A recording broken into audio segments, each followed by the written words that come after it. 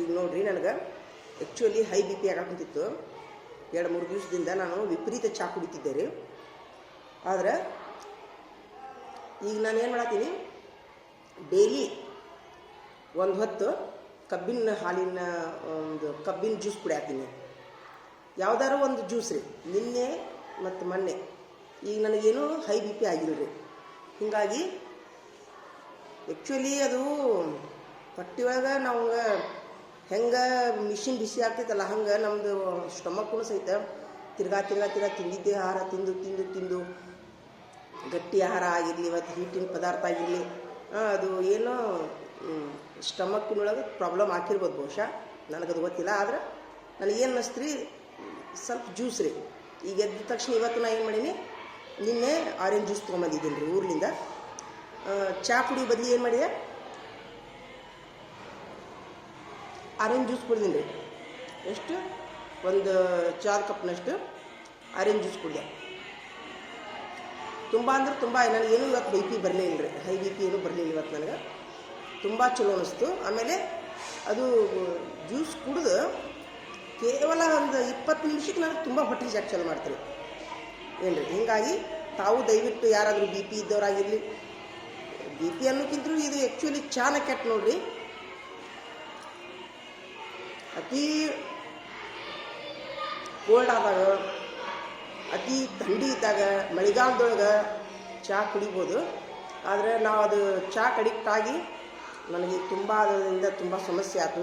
ಎಲ್ಲಿಗಂತಂದ್ರೆ ಸಾಯ್ತೀನಿ ಅನ್ನೋಷ್ಟು ಸಮಸ್ಯೆ ಆಗ್ಬಿಟ್ಟು. ಹೀಗಾಗಿ ತಾವು ಸಹಿತ ಬಿ ಪಿ ಇದ್ದವರು ಸ್ವಲ್ಪ ಆದಷ್ಟು ಹಣ್ಣಿನ ರಸ, ಜ್ಯೂಸು, ಒಳ್ಳೆಯ ಆಹಾರ ಅಂದರೆ ಡೈಜೆಸ್ಟ್ ಆಗೋದು. ಏಕ್ದಮ್ ಹೊಟ್ಟೆಯೊಳಗೆ ಡೈಜೆಸ್ಟ್ ಆಗಲಾರ್ದಂಥದ್ದಲ್ಲ, ಡೈಜೆಸ್ಟ್ ಏಕ್ದಮ್ ಲಘು ಆಹಾರ ಅಂತಾರಲ್ಲ ಹಂಗೆ. ಅಂಬಲಿ, ಮಜ್ಜಿಗೆ ಹಾಕಿದ ಅಂಬಲಿ ಇಂಥದ್ದೆಲ್ಲ ತಾವು ಸಹಿತ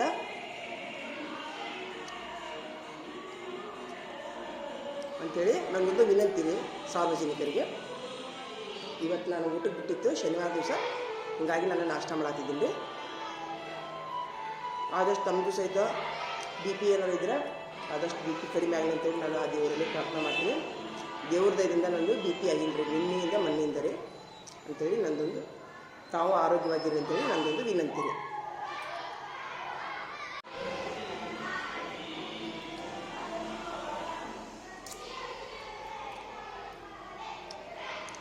ಇನ್ನು ಹೊಟ್ಟೆ ಸಾಪಾಗಲಾರ್ದವರು ಆದಷ್ಟು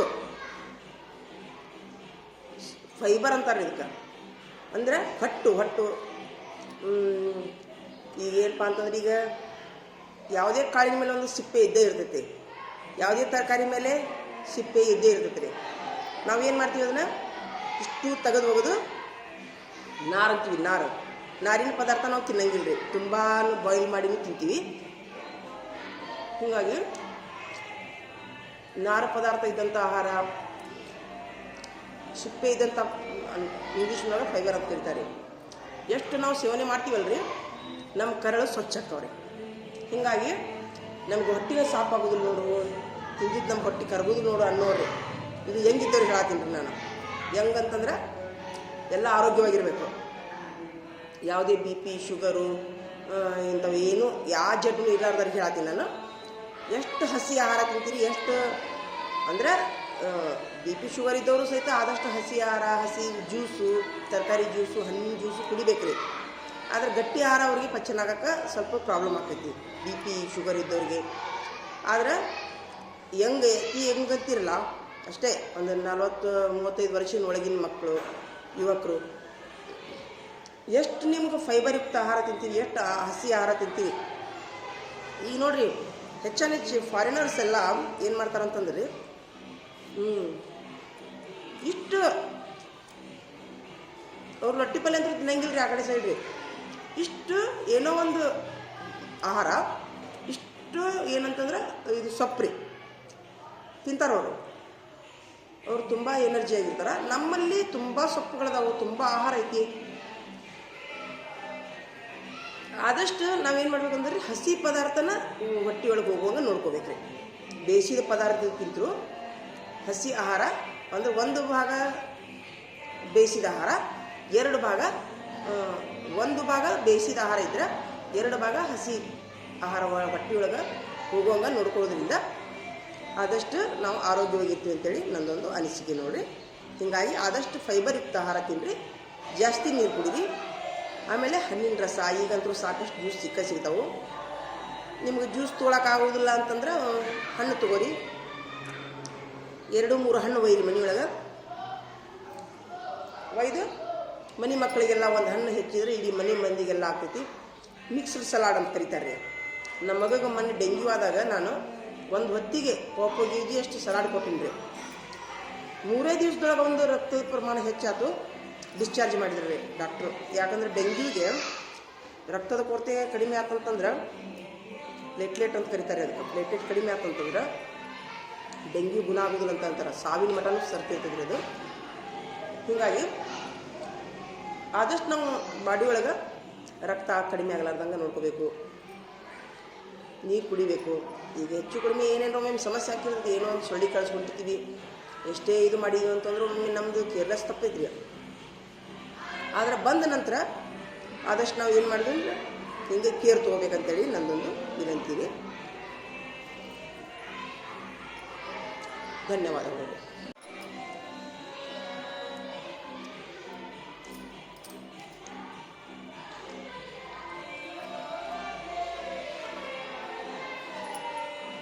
ನಂತರ ಸ್ವಲ್ಪ ಈ ಥರ ಬಾಳೆಹಣ್ಣು ತಿನ್ಬೇಕು. ಇದು ಸಹಿತ ಪಚನ ಕ್ರಿಯೆಯನ್ನು ಉಂಟು ಮಾಡ್ತೈತಿ.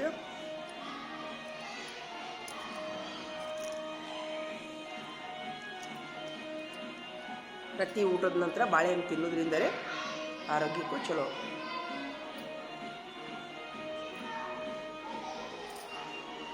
ಕಾಯಮ್ಮ ಬಾಳೆಹಣ್ಣು ಕಾಯ್ಕೋಬೇಕ್ರಿ. ಹಣ್ಣು ಏನೋ ಹಣ್ಣು ತಿಂದ್ರೂ ಚಲೋ ರೀ. ಪ್ರತಿ ಊಟದ ನಂತರ ಯಾವುದಾದ್ರೂ 1-2 ಹಣ್ಣು ತಿನ್ಬೇಕ್ರಿ. ಬಾಯಿನೂ ಸ್ವಚ್ಛ ಇರ್ತೈತಿ, ಡೈಜೆಷನು ಆಗ್ತೈತಿ, ಹಲ್ಲ ತಿಕ್ಕೋದು ತಪ್ತೈತಿ. ಯಾಕಂತಂದ್ರೆ ಆ ಹುಳಿ ಅಂಶ ನಮ್ಮ ಬಾಯನ್ನು ಏನಂತಂದ್ರೆ ಸ್ವಚ್ಛ ಇರ್ತೈತಿ. ಏನು ಎಲ್ಲರೂ ಹೊರಗೆ ಹೋದಲ್ಲೇ ಮಾಡ್ದಲ್ಲೇ ಅಥವಾ ಅನ್ನೋಕ್ಕಿಂತರೂ ರೀ ಆರೋಗ್ಯವಾಗಿರ್ತೀವಿ ಅಷ್ಟೇ.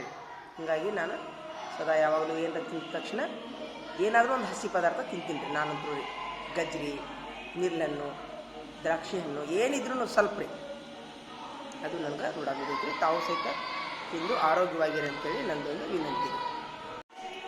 ನೋಡಿ ಊಟಕ್ಕೆ ಬಿಟ್ಟೈತಿ ನಮ್ಮ ಹುಡುಗರು ಡಕ್ ಹಚ್ಕೊಂಡು ಕುಂತಾವು.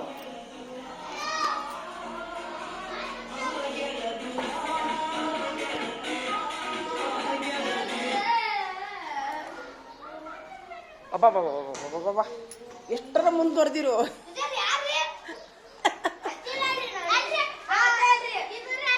ಇಷ್ಟು ಮುಂದುವರೆದಿರಾ?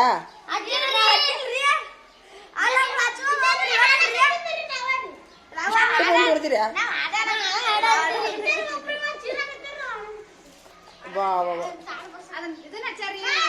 ಅಲ್ಲ ಡಕ್ ಹಚ್ಕೊಂಡು ಎದಕ್ ತಂದಿಯೋ ಡಕ್? ಎದಕ್ ತಂದಿ? ಅಲ್ಲ ಡಕ್ ಯಾಕೆ ತಂದಿ? ಎದಕ್ ತರ್ತೀರಿ? ಮುಗೀತಿ. ಏನು ಡಕ್ ತರಕ್ ಹೋಗ್ಬೇಡ್ರಿ. ಮುಗೀತು, ಫಂಕ್ಷನ್ ಮುಗೀತಿ. ಎಲ್ಲ ಹಚ್ಕೊಂಡ್ ಕುಂದ್ರಬಾರ್ದಪ್ಪ ಹಂಗೆಲ್ಲ. ತರಕ್ ಹೋಗ್ಬೇಡ್ರಿ, ಡಕ್ ತರಕ್ ಹೋಗ್ಬೇಡ್ರಿ. ಡಕ್ ತರಬೇಡ್ರಿ. ಎಲ್ಲಾರು ಅವ್ರಾಗಿರಿ, ನೀವು ಒಬ್ರು ಹಗ್ರಿ. ನೀವು ಎಲ್ಲಾರು ತರೋದು ನಾ ಎಲ್ಲಿ ತಂದಿನಿ ಅನ್ನೋದು. ನೋಡಿ ನಾಷ್ಟ ಮಾಡಿದಿಲ್ಲ? ಮಾಡಿದಿಲ್ಲ?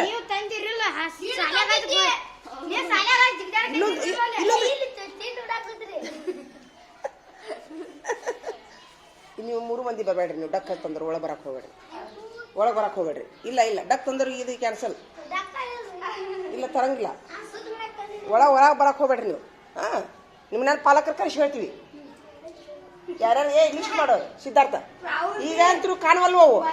ಅವ್ನ ಮಲ್ಲಪ್ಪನಂತೆ ಕಾಣಕತೈತಿ. ನೀನು ಯಾರ್ಯಾರ ಕಡೆ ಡಕ್ ಕಾಣತ್ ನೋಡಿ ಲಿಸ್ಟ್ ಮಾಡ್ಕೊಡೋಣ. ಪಾಲಕರ ಕರ್ಸಿ.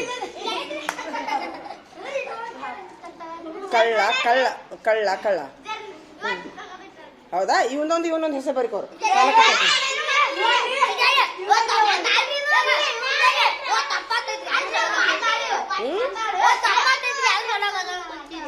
ಅದೇನಿಲ್ಲ, ಹಂಗೇನ ಹಚ್ಚಂಗಿಲ್ಲ, ಸುಮ್ಮನೆ ಡ್ಯಾನ್ಸ್ ಇದ್ರೆ ಹಚ್ಬೇಕು. ಇಲ್ಲ, ಈಗ ಜನವರಿ 26 ಆಗಸ್ಟ್ ಬಂದ್ರೆ ಡಕ್ ತರಬೇಕು, ಉಳಿದ ಟೈಮಿಗೆ ತರಂಗಿಲ್ಲ. ಮತ್ತೆ ಇನ್ನೊಂದು ತಂದ್ರೆ ಎಷ್ಟು ಹಾಕೋಣ ದಂಡ? 2 ರೂಪಾಯಿ ದಂಡ ಹಾಕೋಣ. 2 ರೂಪಾಯಿ ದಂಡ, ಒಂದು ಚಾಕ್ಲೇಟ್ ದಂಡ. ಉಲ್ಟಾ ಕೊಡ್ಬೇಕು ನಿಮ್ಗೆ. ಇಲ್ಲಿ ನೋಡೋದು ಯಾರಿಗೆ ಕೊಡ್ತೀವಿ? ನಾನು ನಿಮ್ಮ ಚಾಕ್ಲೇಟ್ ತಿಂತೀನಿ. ಹೋಗು ಹೋಗು, ನಡಿ ಬಡವರ ನಾಷ್ಟ ಮಾಡ್ರಿ. ನಾಷ್ಟ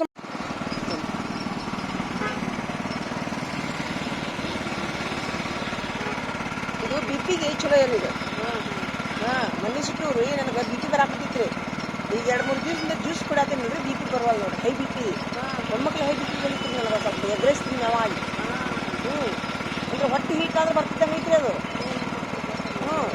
ನಮ್ಮ ಶುಗರ್ ಅಲ್ಲ, ಶುಗರ್ ಐತೆ ಆಲ್ರೆಡಿ 100 ಬಂತ. ಅದಕ್ಕೆ ಜ್ಯೂಸ್ ಕುಡಿಯೋದ್ರೆ ನನಗೆ ಒಟ್ಟು ಹೈ ಬಿ ಪಿ ಬಂದಿರೋದ್ರಿ. ಈಗ 2-3 ದಿವಸ ಆತ್ರಿ. ಅಂದರೆ ಊಟ ಕಡಿಮೆ ಇದೆ, ಸ್ವಲ್ಪ ಇಂಥ ನೀರಿನ ಜಾಸ್ತಿ ನೋಡಿ.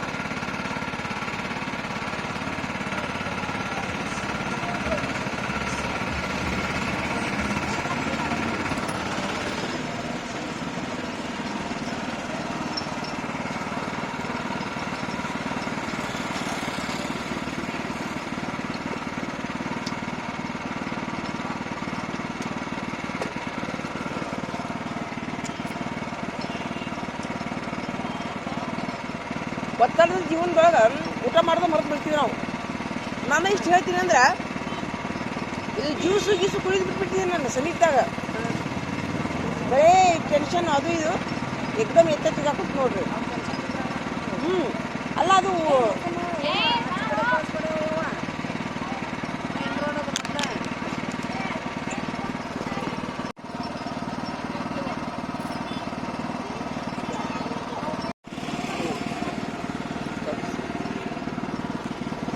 ಒಂದು ಇದ್ರಾಗ ಇದಿಲ್ರಿ ಕವರ್ ಬೀಳ್ದ ಹರಿತೈತ್ರಿ. ಇದು ಕೈ ಕವರ್ ಇದ್ರ ಕೊಡಲ್ಲ, ಹರಿಚೀರ.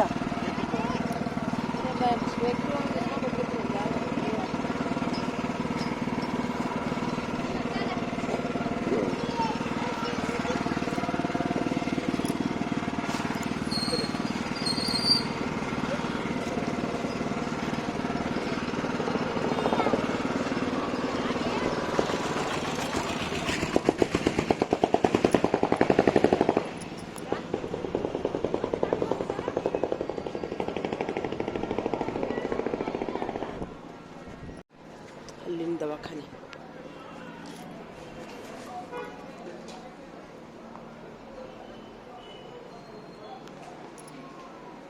ಅನ್ರಿ. 45. ಓಯ್ ಏನಿದು?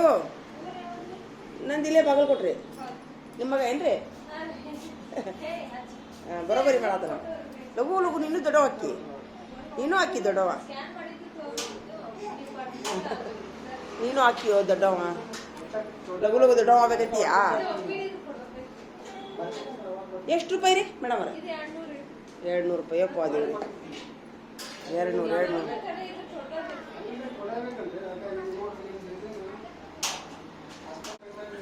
ಬೀಳ್ತೀಯೋ? ಬೀಳ್ತಿ ಹೆಂಗೆ ಕಾಂತಿ ನೋಡು, ಚಂದ ಕಾಂತಿಯ? ಚಂದ ಕಾಂತಿ ಇಲ್ಲ?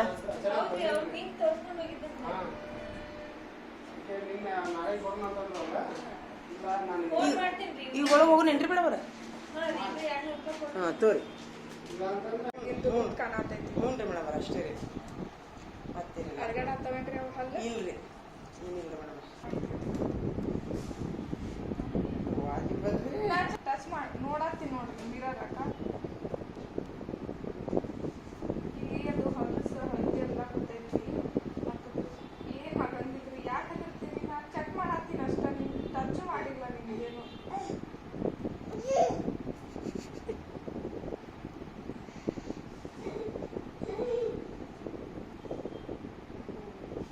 ಏನು ಆಗೈತಿ?